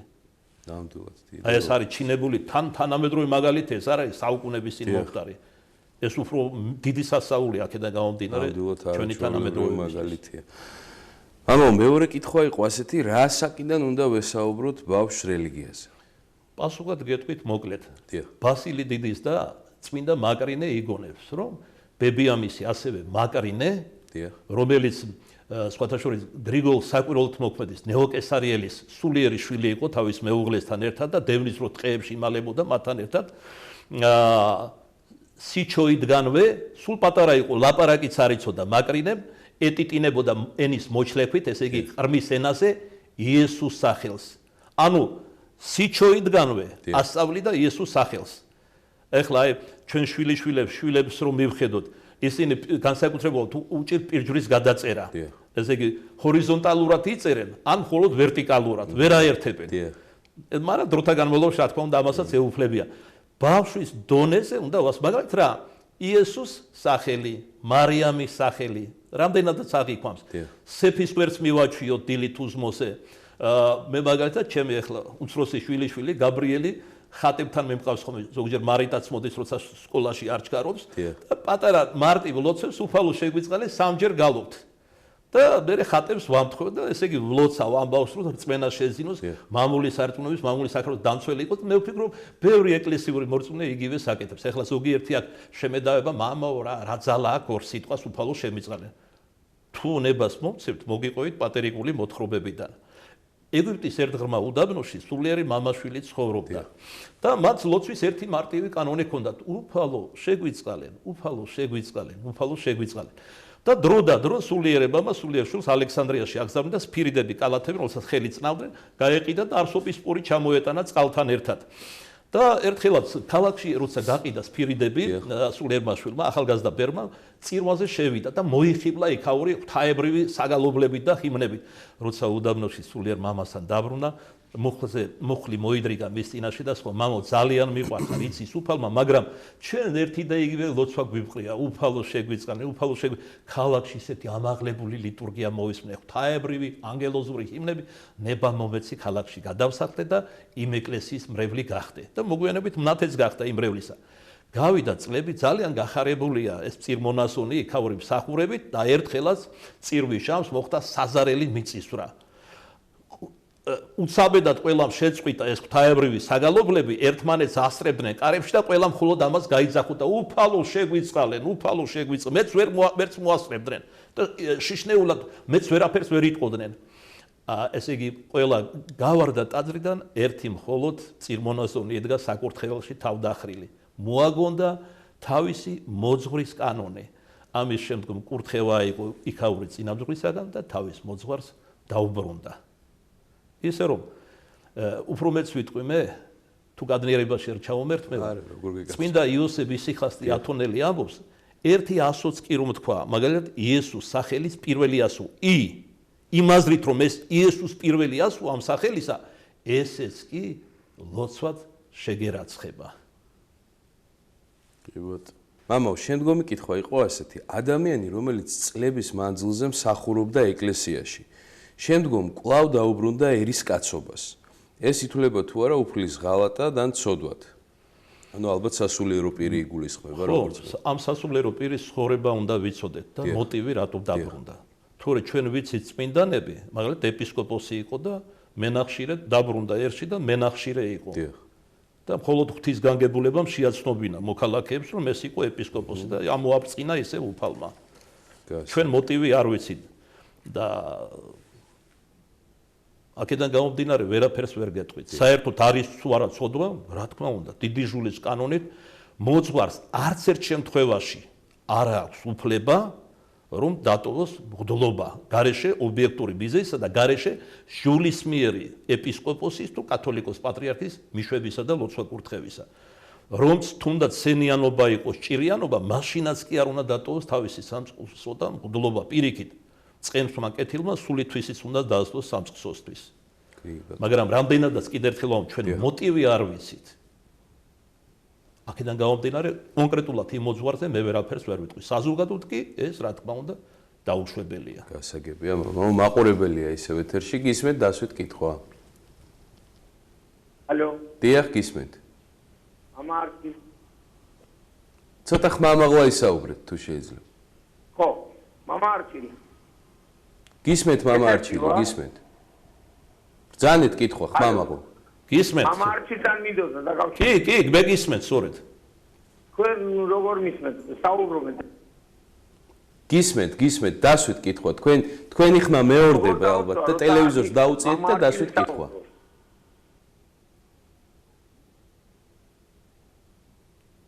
კითხვა რა ბატონო მაშინ მე თირა მინდოდა ჩვენ საპატრიარქოს ტელევიზიას ხშირად და მთლიან დღის განმავლობაში ხშირად უსმენთ და თქვენის მეშვეობით არ შეიძლება რომ გადაცეთ ქართული ენის სისმინდე ჩვენ საქართველოში რატომ არის გამარჯობა და გამარჯვების მაგივრად სალამი ხომ არის სალამი ხომ თურქულია კეთილი მე მეკითხები ჩემო კეთილო კი მე მინდა გითხრა სამწუხაროდ ჩემო ქართველო რომ ჩვენი დღევანდელი ქართულის საგრძნობი ნაწილი, როგორც მე მახსოვს, 60%-მდე არაქართული სიტყვები არის. ირანული, თურქული, არაბული. აი ჩემი სახელის არჩილი არის არაბული სახელი წარმომავლობით. ქართულად რომ თარგმნოთ, ნიშნავს კეთილშობილ კლდეს. ისე რომ ეს არის სამწუხარო რეალობა და დღეს უარესი პროცესები ხდება. განსაკუთრებით ამას ძალულად უწყობს ხელს მასმედია. ჟურნალისტებმა არისიან ლიტერატურული ქართული. მერე შემოდის ნეოლოგიზმები, ბარბარიზმები, უცხოური სიტყვები, მოკლედ რომ ვთქვათ, ქართულად ბრახაბრუხი ამ ენაზე. ამისთვის საგანგებო სამწუხაროდ კომისიები უნდა არსებობდეს და კათედრები, მაგრამ წინა რეჟიმმა ხომ ჩარეცხა ჩვენი მეცნიერებას და აკადემიაც. ჩვენ ქართველებს კი ანგარებით შეპყრობილს ეს ნაკლებად გვაინტერესებთ. მაგალითად ინგლისში თუ ჩდებიან ქართველები ინგლისურად იწყებენ ლაპარაკს. წეგან მე ვახსენე საუბარში დედა მამა ქართველი ყავ უცხოეთში, ოჯახშიც კი არ ელაპარაკებენ ქართულად. რაში ჭირდებათ ქართული, როცა ვეკითხებოდი. ეს არის ჩვენი ტრაგედია, რაც ხდება, მაგრამ კიდევ ერთხელ გავიმეორებ, არ არსებობს ეროვნული პოლიტიკა. პირველ ყოვლისა ამის გამო ხდება ეს. მერე ჩვენ ქართველებს აღარ აგვაქვს ეროვნული თვითშეგნება. და ძნელი სათქმელია დღეს არსებობს თუ არა ქართველი ერი. ხალხი არსებობს. დასავლეთი გპირდება რომ დაახლოებით 2050 წლისათვის ქართველები, აბორიგენები ამ ქვეყნისა მალე უმცირესობაში ვიქნებით.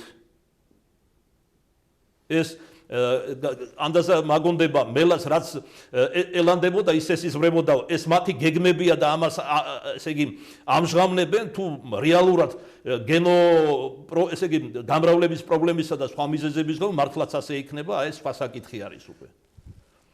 კეთილი мама საერთოდ ესე მე ვიტყვი რა კი მღვდელს მიმართავდა ეს საპატრიარქოს ტელევიზია როგორც თავადაც ბრძანეთ მისალმება ძველი ქართველების ქრისტიანების ეს არ ყოფილა არც სალამი და არც გამარჯვება ერთი გამარჯვება იმიტომ რომ სულომში იყვნენ ამიტომ უსურვებდნენ გამარჯვებას მომხდური ამბობდა ქრისტიანი ქართველი ქრისტიანს რო ხდებოდა ჩვენთან არის ღმერთი დამხდური პასუხობდა არც და იყოს ეს ლოცვა არის უკვე და ბასილი დიდებულს კეთილსა იქს ვის ყოველ საქმეს ლოცვით დაიწყებს და განასრულებს მათ შორის ურთიერთ შემთხვევას და შეხვედრას.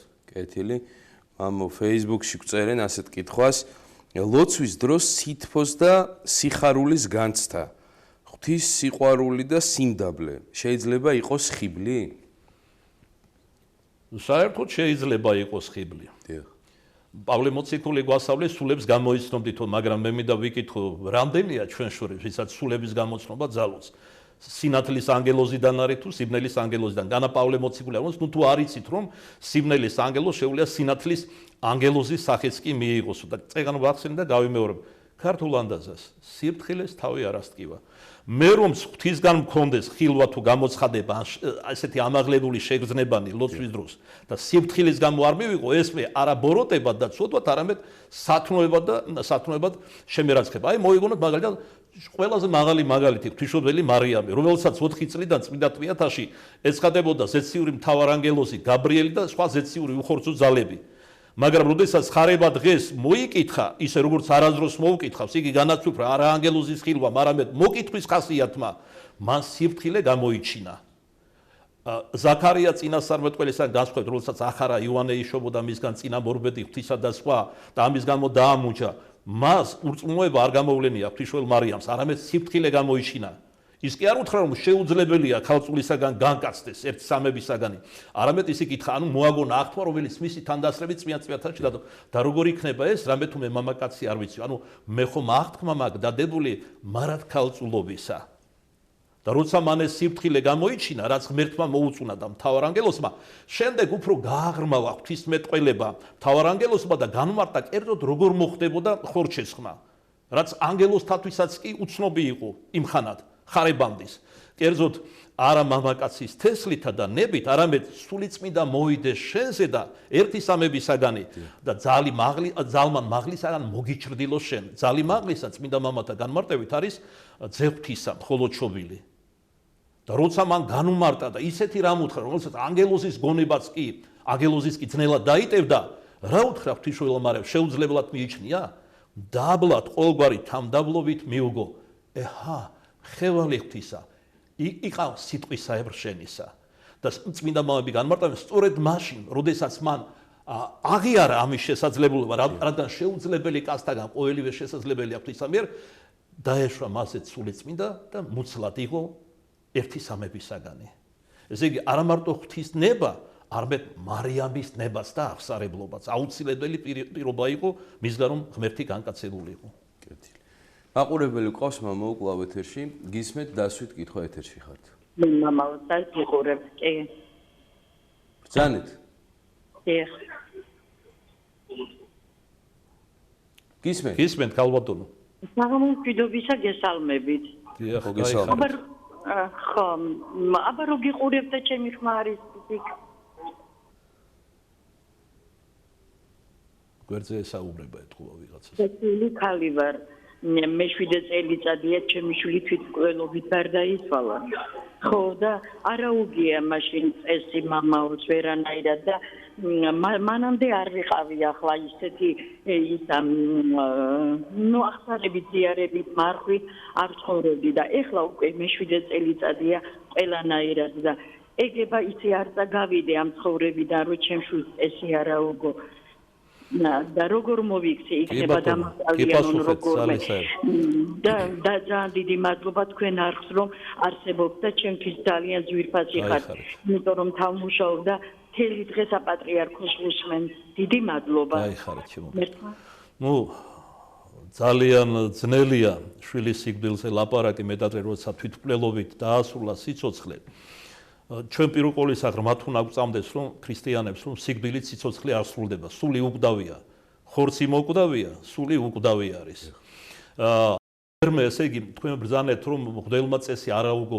ვერაუგებდა ჩვენ მღვდლებს ხელმწიფება მოღებული გვაქვს ჟულისფერი ეპისკოპოსებისაგან ეპისკოპოსმა უნდა გადაწყვიტოს რა თქმა უნდა არა სუბიექტური მოსაზრებით არამედ განიხილოს მოტივი რა იყო თვითმკვლელობის აი მაგალითად თუ ადამიანი სულიერად დაავადებული იყო ანუ პარალიზებული ჰქონდა ნებელობა და თავი მოიკლა მას ეს არ შეერაცხება თვითმკვლელობად მოღონდ ეპისკოპოსის ლოცვა კურთხევა არის საჭირო რომ მას წესი აეგოს და ყველა ქრისტიანული წესი შეუსრულდეს აი ათონზე მოხდა მე-19 საუკუნეში რომ ერთ-ერთი ბერის მამა აღესრულა თვითმკვლელობით გალოთებული იყო ის ადამიანი და ძალიან განიცადა შვილმა ბუნებრივია და თავის სულიერ მამასთან იკითხა აი რითი შეიძლებოდა მამას დახმარებოდა და იმდენად გულთან მიიტანა მისმა მოძღვარმა მისი ცრემლი ტირილი ვალალება რომ განსაკუთრებული ლოცვა დაუწერა სულიწმინდის მადლით და უფლება მისცა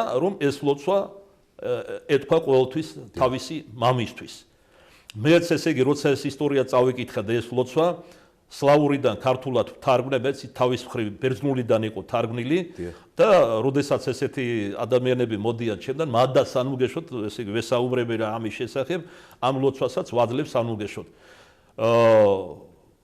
იმდენად მძიმე ცოდვა თვითმკვლელობა შვიდ სასიკვდინე ცოდვაში შედის რომ არათუ წეს ვერ აუგებ, სანთელს ვერ დაუნთებ, მოწყალებას ვერ გაიღებ, თუ ეპისკოპოსი არ მოგცემს ლოცვა კურთხევას. მაგრამ ჩვენ უნდა ვიქონიოთ იმედი, ჩვენი უფლის უსაზღვრო უკიდეგანო კაცთმოყვარებისა.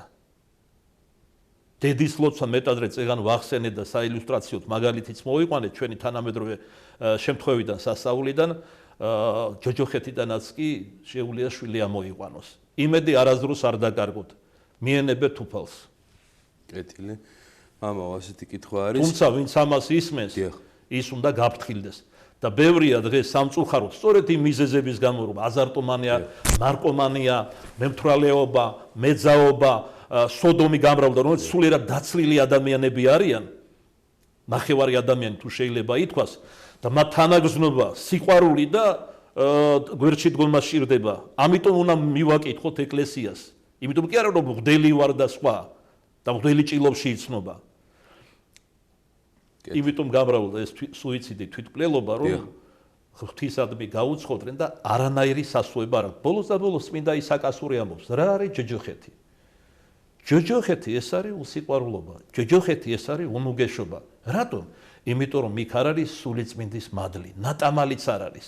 აი როგორც მდიდარი იგავიდან ლაზარეზე ნატრობდა მწვერვალი, ანუ მწვერი თითისა დააწოს ლაზარემ და ბაგესი მომისვენს. წყალის სიმბოლოა ერთ-ერთი სულიწმინდისა. სულიწმინდის ნატამალი არ იყო შეულში, სადაც ეს მდიდარი მოხვდა, განსხვავებით აბრაამის წიაღისაგან, სადაც უხვად იყო ეს წყალი, ანუ მადლი და მერმე და მერმე ხო ქრისტეს მიერ და ნათლისმცემლის განექმნა სასუფეველის კარები. ეკლესია აი მე როგორც გვდელი ვიტყვი, უფრო აქტიურად უნდა ქადაგებდეს. მართალია დღეს საწინააღმდეგო პროცესები მიმდინარეობს, არ ვიცი მე ბიძიასემის დავალებით თუ როგორ არის ეს თავის მართლება უფრო ჩვენგან ვიგვიშლის უდლებს ქადაგებას. პავლე მოციქული გვასწავლის, ჟამითი უშამოთ იქადაგეთ, ტროლეიბუსში, ტრამვაიში, მეტროში, ეხლა ზოგიერთ სიტყვა შემაგებებს, ჯიპებში. ყველა საშუალებით იქადოგე, ყველგან.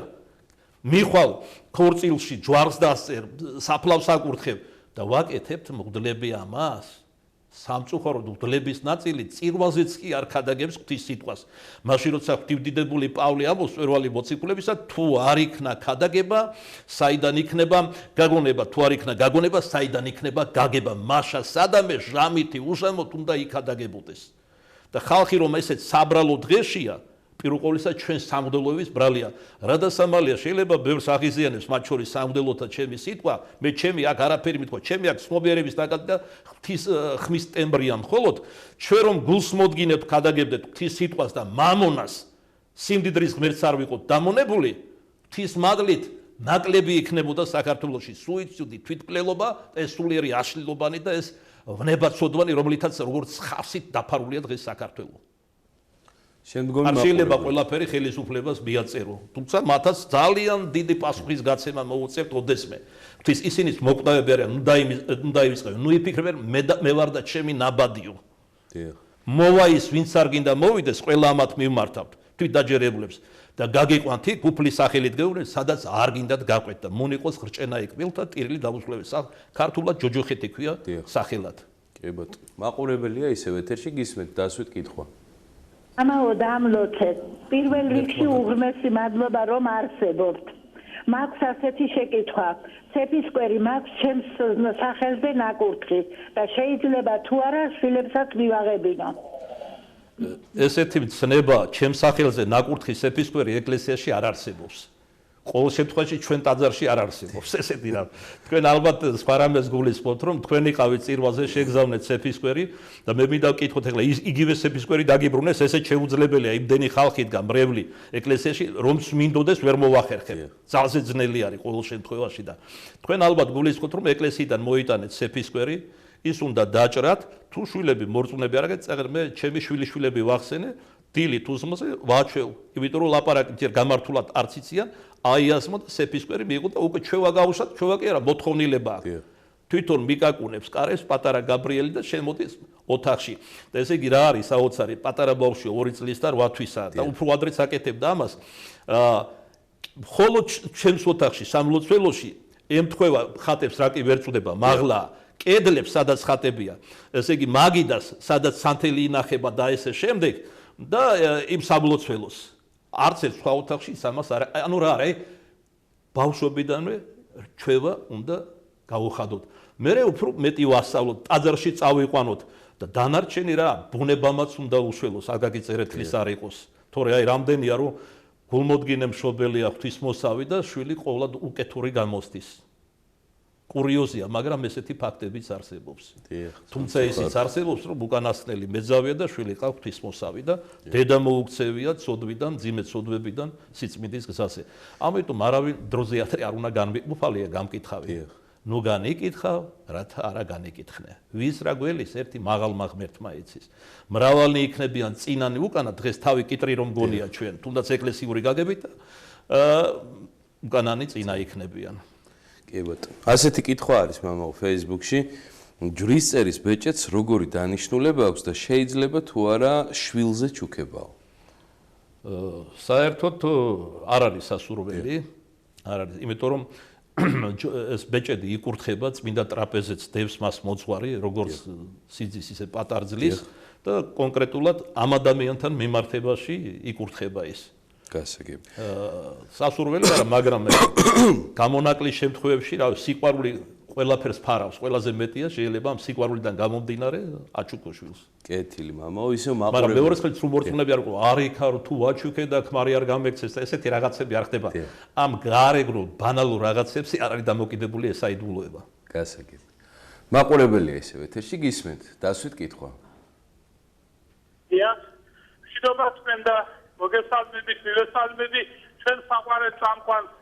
გაიხარეთ ცოცხლი, მოგესალმებით ცოცხლი. მამა არჩილ, ესევე საყვარელ მამაოს, ხოდა ეხლა რა შეხება, აი კითხვას თუ შეიძლება საერთოდ, მაი გვაინტერესებს, აი შესაქმნიში, პირველად შესაქმნიში მოგეხსენებათ რომ ადამიანები შეიქმნა ადამი და ევა, ორი წყვილი და დალოცა უფალმა გამრავლებდეს და ამისთვის და ცხოველები და ფრინველები საერთოდ წყვილს შექმნა თავიდან თუ საერთოდ დიდი რაოდენობით შეიქმნა და მე დალოცა ეს ამის განმარტება გვაინტერესებდა თუ შეიძლება და მეორე აი ლოცვის დროს როდესაც ლოცულობ ხან გულით მინდა ლოცვა ხან და ხმამაღლა და ეს რას ნიშნავს აგიხსნას მამაო მადლობ წინასწარ როგორ ხმამაღლა ვლოცულობო ხან ხმამაღლა მინდა ლოცვა მეორე კითხვიდან დავიწყებდი რომ ეს სუბიექტური ადამიანის სულიერ კონსტიტუციაზე სულიერ წყობაზეა ტემპერამენტზეა ეს დამოკიდებული აი მე მაგალითად უპირატესად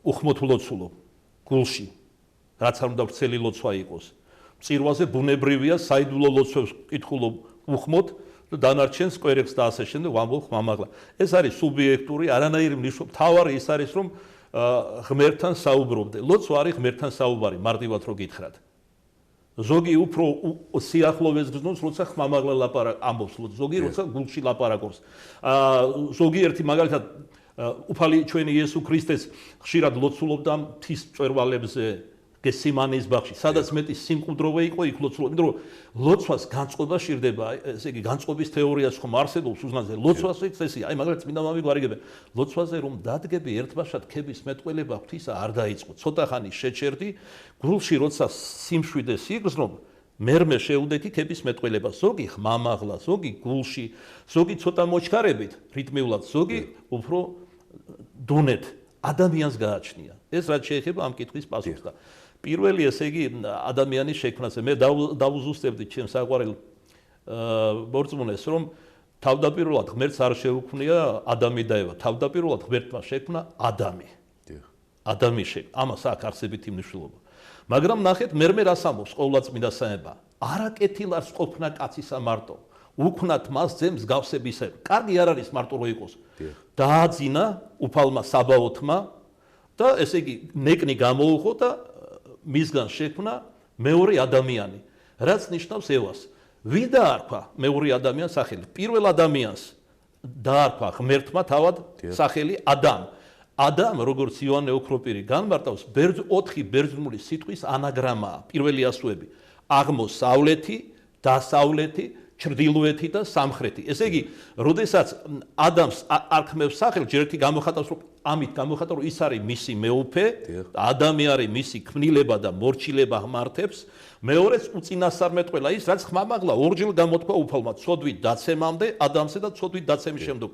აღორძინდით და გაბრალდით და დაიპყარით ყოველი ქვეყანა. ყოველი ქვეყანა 4 კუთხით აღენიშნება. აღმოსავლეთ, დასავლეთ, ჩრდილოეთ, სამხრეთ. ესე იგი, ამით ამ სახელდებაში გამოხატა თავისი წინასწარმეტყველება. წინასწარმეტყველებები სხვადასხვა სახის არსებობს, სიმბოლური, ალეგორიული, პირდაპირი, არსებობს წარსულზე, არსებობს აწყოზე, არსებობს მომავალზე. აი მაგალითად, როცა გონს მოეგო ადამი ყოველივე ამის შემდგომ, მან იხილა თავისი მსგავსება, დედაკაცი.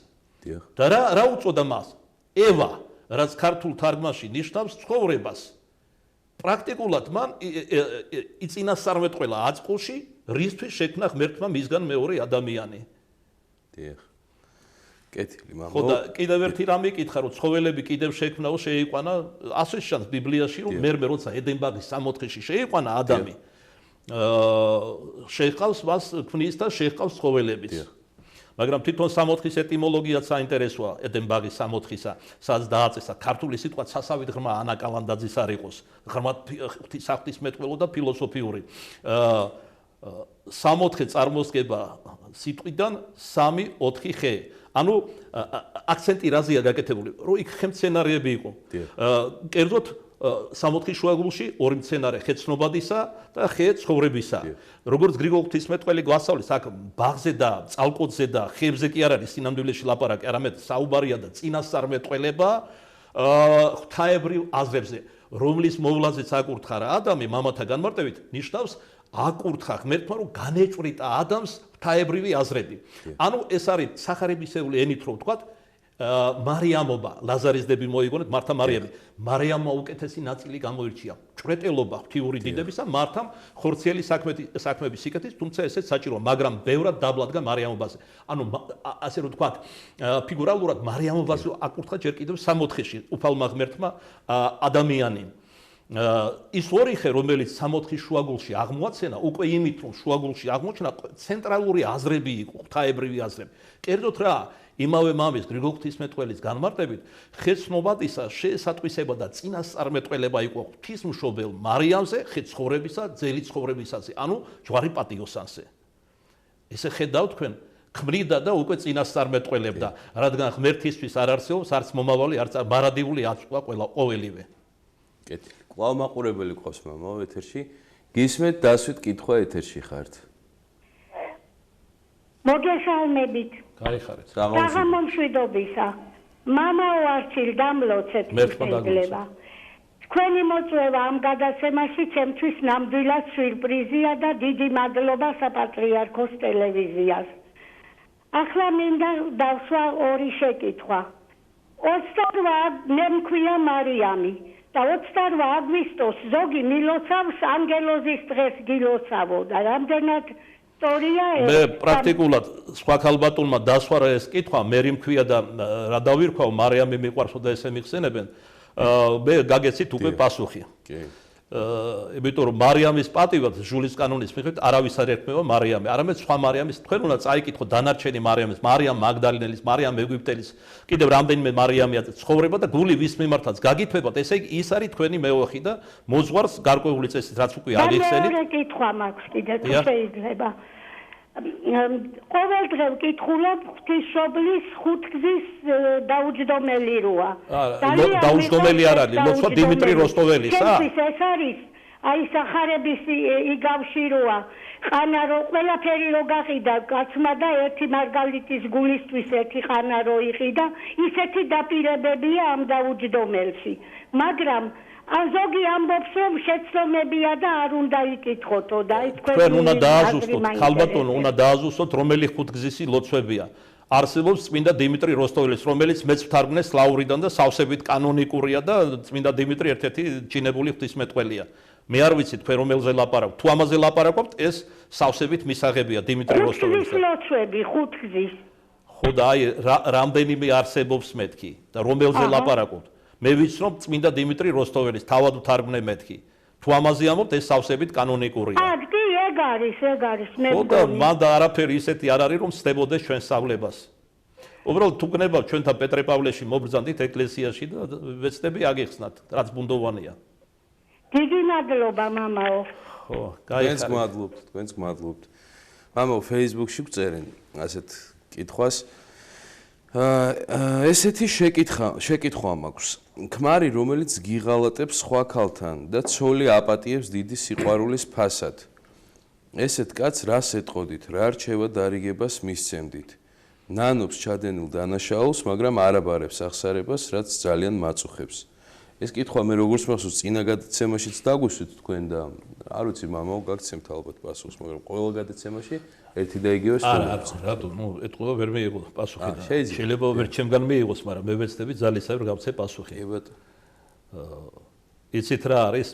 ადამიანს, რომელიც აწლეულების განმავლობაში სიყრმიდან დღემდის არაეკლესიურად ცხოვრობდა, თუნდაც შენდობის ფასად ნუ მოვთხოვთ ერთბაშად გაეკლესიურდეს. ეს ხომ არ რეალური არის. ჩვენ დროში და სივრცეში ვიბადებით და დროში და სივრცეში ხდება ჩვენი მოქცევაც და ჩვენი წარწმედაც.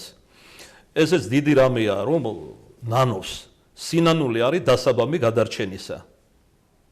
ვიდრე ქრისტე მოვიდოდა და ცათასასუფეველს გვახარებდა, მანამდე წინამორბედი წარმოგზავნა უფალმა, უფალმაც და მისმა წინამორბედმაც ამ სიტყვებით დაიწყეს ცათა სასუფეველის ხარება. შეინანეთ არამედ თუ მოახლებულ არ სასუფეველის ცათა. და თუ ეს ითქბოდა 2000 წლის წინათ, რამდენად უფრო მეტად შეიძლება დღეს ითქვას, რომ მოახლოვდა ცათა სასუფეველი. თუ კითხვა არ იქნება, მაგრამ სურვილი ექნება მსმენელს, მე წმინდა მამათან მიერ შემიძლია მოვიგონო წინასწარ მეტყველებები, რაში ვლინდება, რომ ნამდვილად მოახლოვდა ქვეყნიერების, რაში ვლინდება, რა ნიშნები არის. ბევრმა ეს არ იცის სამწუხაროდ. ჩვენ საგანგებოდ თარგმნეთ და შევკრიბეთ წმინდა მამათაგან წინასწარ მეტყველებები, სწორედ ამ ინტერესიდან გამომდინარე და გამოვეცით ესეთი კრებული წინასწარ მეტყველებათა ეკლესიებიც აგვიტირდებიან უდიდესი მწუხარებისაგან. წმინდა იპოლიტე რომაელის წინასწარ მეტყველებიდან არის ეს სათაურში გამოტანილი. ესე იგი ისეთი მძიმე დრო მოვა, რომ ეკლესიებიც კი აგვიტირდებიან. და როგორ და რანაირად თუ სურვილი ექნებათ ამ გადაცემას სხვა გადამძათავარ ძალისებრ განუმარტო და მოვახსენო.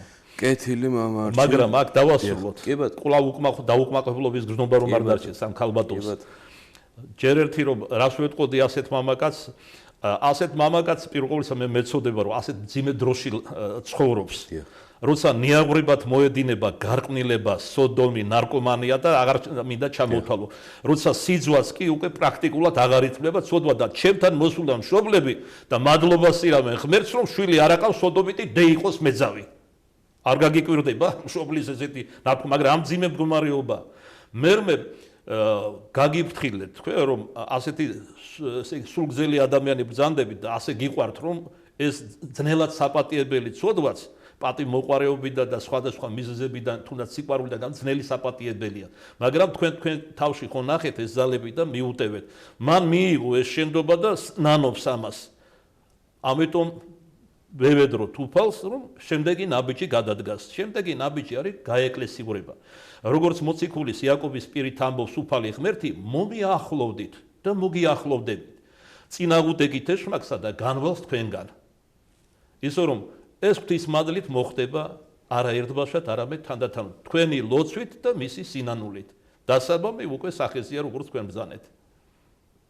მაყურებელი გვყავს ისე მამარჩილ ხაზზე, გისმეთ, დასვით კითხვა ეთერში ხართ. გისმეთ. ეთერში ხართ. სულ კითხვა? დიახ, დასვით კითხვა. დიახ, მაინტერესებს ის სვიდობა მოგესალმებით. მოგესალმებით, გაი. აინტერესებს სამების არსი, აი სამება ხო ერთ არსია და ის გმობა მიგეტევებაო ასე ამბობენ და სულიწმინდის გმობაო. მაინტერესებდა სულიწმინდის გმობა. არ მიგეტევება ადამიანს უფლის გმობა მიეტევება. გასაგებია, დიდი მადლობა კითხვისთვის. ყოვლადწმინდა სამებაზე იკითხა? დიახ. ყოვლადწმინდა სამება დიახ არის, როგორც თქვენ ბრძანეთ, ერთარსება, სამპიროვანი ღმერთი. აი მაგალითად, უფრო თვალსაჩინო რო გახდეს მზე, ნათება და სითბო. სამია, მაგრამ ერთია, მაგრამ სამია. ეს ანთროპომორფულად ადამიანურად განმარტავთ ამას. ამ საიდუმლოების წვდომა და ახსნა ჩვენ ადამიანებს კი არა, თვით დიდ ღვთისმეტყველებს არძალოს, როცა ესეთ ჯურმულებში მიდიან ღვთისმეცნიერებისა და იდუმალთმეცნიერებისა, ისინი ამბობენ, აც დავდუნდებით. იმიტომ რომ ადამიანის გონება არის შეზღუდული. ჩვენ ამას ვიღებთ რწმენით და არა ლოგიკური აზროვნებით და ესე შემდეგ. ეხლა ზოგიერთი კითხულობს, რატომ იდიდება ჯერ მამა, შემდეგ ძე და მერმე სულიწმინდა, თუ ერთარსია. ჯერთ იმიტომ რომ ადამიანური ენის უძლურების გამო ჩვენ ერთდროულად ეს არ შეგვიძლია გამოვხატოთ. ჩვენ მიზეს შედეგებით ვჟელობთ და კატეგორიებით ვაზროვნებთ ადამიანები. მერმე აი როგორ განმარტავს ამ საიდუმლოებას ათანასე დიდი ალექსანდრიელი. მამა არის უმიზესო და მიზესი ყოველთა.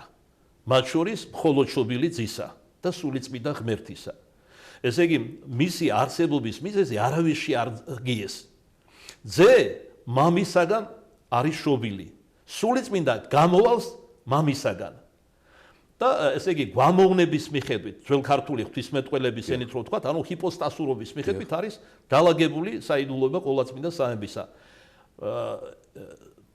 იესო ქრისტეც, ისე როგორც სულიწმინდა მსგავსად მამა ღმერთის არის სრული და ჭეშმარიტი ღმერთი.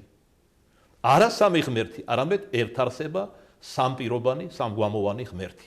ამაზე მეტის თქმა, ფიქრობ არც არის საჭირო და აქ იმეთი თავად ვახსენე, რომ ისე არაფერი არ ისხებს ღმერთს, ვიდრე ის რომ გულგანუწმედელი, ჩემებრ გულგანუწმედელი ადამიანი მაღალ სულიერ საგნებზე ისყებს მსჯელობას. ეს შეუძლია ათანასე დიდმა იმშელოს, ბასილი დიდმა, გრიგოლ ღვთისმეტყველა, გრიგოლ პალამამ და არა ჩემნაირმა ცოდვილებმა. წმენით ვიღებ და აღვიარებ ყოვლადწმინდა სამებას. სულიწმინდის გმობის ერთ-ერთი შემთხვევა არის მაგალითად აშკარა სასწაულის არ მიღება როგორც სასწაულისა. ამას თავად უფალი ამბობს ერთ-ერთი ქადაგების დროს. ესე იგი ლიტონი ხალხი ამბობდა ისეთ სასწაულებს ახდეს არავის არასა და ისრაელში არ მოუხდენია. ბრმას სინათლეს ანიჭებდა კეთროვანს გაწმენდას ხუსვენას მკელობელს სვლას მკვდართა აღადგინა და მათ შორის დღემ მკვდარყოფილს რომელიც ყრუდაღა. მაგრამ მაინც ამბობდნენ ჯიუტი იუდეველები, ფარისებრები და მღვდელმთავრები და მღვდლები რომ ბელზებულისაგან განასხავდა ეშმაკს. აი სწორედ ამ ცილის წამების კონტექსტში თქვა ეს უფალმა ღმერთმა და ამ სასწაულებს აღასრულებდა იგი სულიწმინდის მადლით. იგი არა მარტო სრული ღმერთია, არამედ სრული კაცი. მან მიიღო ყოველივე ადამიანური ბუნებიდან ქრისტე იესომ გარდა მათ შორის უძლურებანი, სისუსტის გრძნობაც ჰქონდა, დაღლა იცოდა, წყურვილის გრძნობა ჰქონდა, შიმშილის, თუმცა როგორც გრიგოლ ღვთისმეტყველი ჩინებულად და ღრმად ამბობს, ის იძინებდა კიდეც, ოღონდ რათა ძილი ეკურთხებინაო. ესე იგი თვითმიზანი მისთვის ხარკს უხდიდა და ადამიანურ ბუნებას. თქვენ იცით რომ ამ დროს როცა ადამიანი იძინებს, მის ტვინში ერთ ადგილას ხდება ჰიპოფიზის გამოყოფა, რომელიც ცხოველსყოფელობას ანიჭებს ადამიანს. აუცილებელია მისი ცხოველსყოფელობისათვის. ამიტომ წმინდა მამის რაოდენ დიდი ასკეტები არ ყო, ისინიც კი უხდიდნენ ამ ხარკს. თუმცა ზოგიერთები მაგალითად მხოლოდ 4 საათი იძინებდნენ, ზოგი 2 საათი, ზოგი არ წვებოდა, სკამლოგინზე ჯდებოდა, ზოგი კედელს ეყრდნობოდა, ზოგი იჯდა, ზოგი ფეხზე იდგა, თვლემდა. მაგრამ როგორც ესეთი ისინი ხარკს უხდიდნენ ამ ადამიანურ უძლურობას. ერთადერთი რაც უფალმა ჩვენგან, ჩვენი ბუნებიდან არ მიიღო, ეს იყო ცოდვა.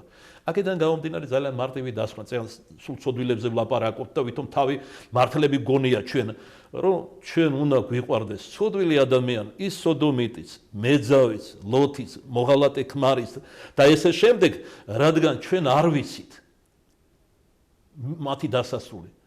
ჩვენ რომ წინ დგავართ ჩვენი წარმოდგენით, შეიძლება უკან დაგვაყენოს უფალმა. ჩვენ არ ვიცით როგორ დავასრულებთ ცხოვრებას.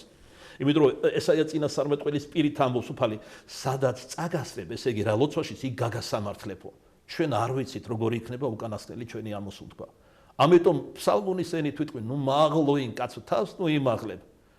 თუ დავით მეფე ამბობს და ეს წინასწარმეტყველება სინამდვილეში ქრისტე იესოზე მატლ ვარ და რა კაც როგორი სიმდაბლე თამდავლობა ქონდა. მე და თქვენ რაღა უნდა ვთქვათ. მატლიც არა ვარ უფალო. 1000 მადლობა რომ ტოვებ ცოდვილს, მას გვიყვარდეს ცოდვილი ადამიანი და გძულდეს თავად ცოდვა. ერთადერთი რისიც უნდა გვეშინოდეს, ამბობს დიდი იონე ოქროპირი, ეს არის ცოდვა. არავისი და არაფრისა. ცოდვის. ცოდვის შადენისა.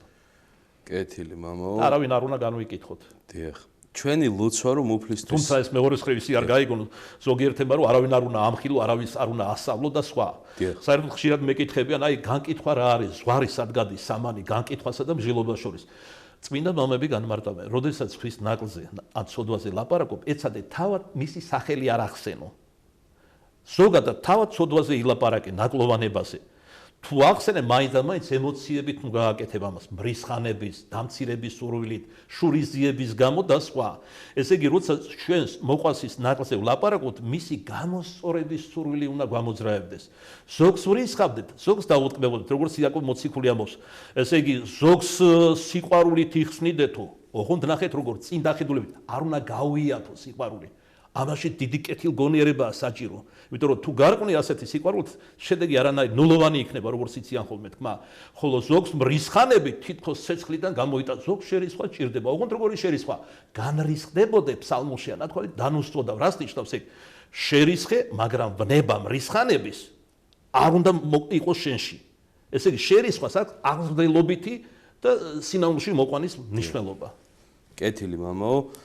ჩვენი საეთერო დრო იწურება სამწუხაროდ და მე აი ერთ კითხვასაც ვეცდები რომ გავაჟღერო Facebook-იდან მოწერილი და შემდგომ 9 საათიანი ლოცვის დრო მოდის და დავასრულებთ უკვე გადაცემას.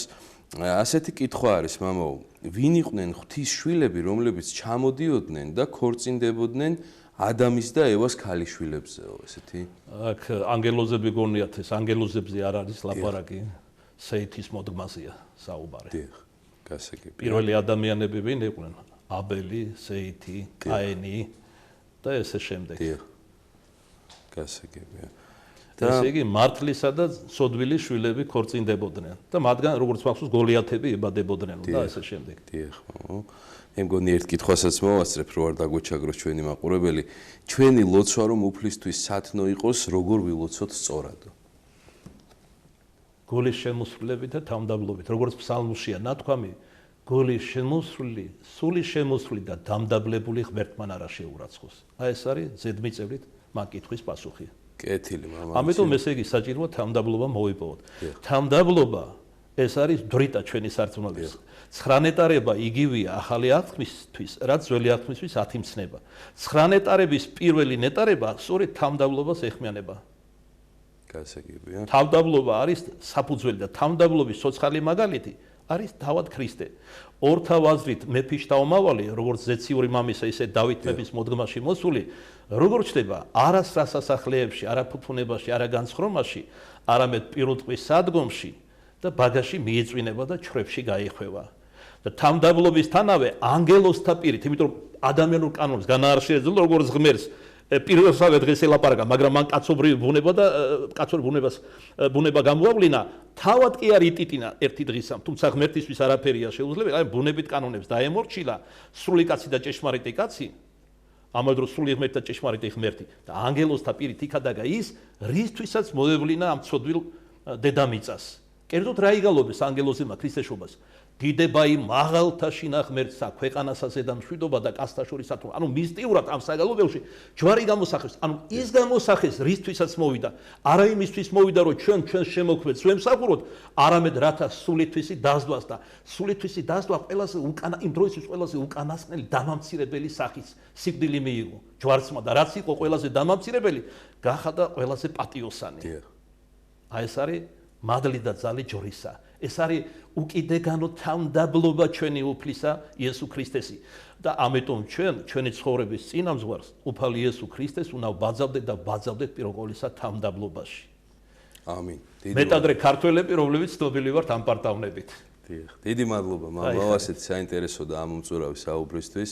აგლოცეთ, დაუცეთ ჩვენი მაყურებელი და ძვირფას მაყურებლებს შევახსენებ, რომ ჩვენი სტუმარი ჩვენი დღევანდელი პირდაპირ ეთერის კითხვებს პასუხობდა თავთა მოციქულთა და პეტრესა და პავლეს საეკლესიო კომპლექსის წინამძღვარი დეკანოზი არჩილ მინდიაშვილი.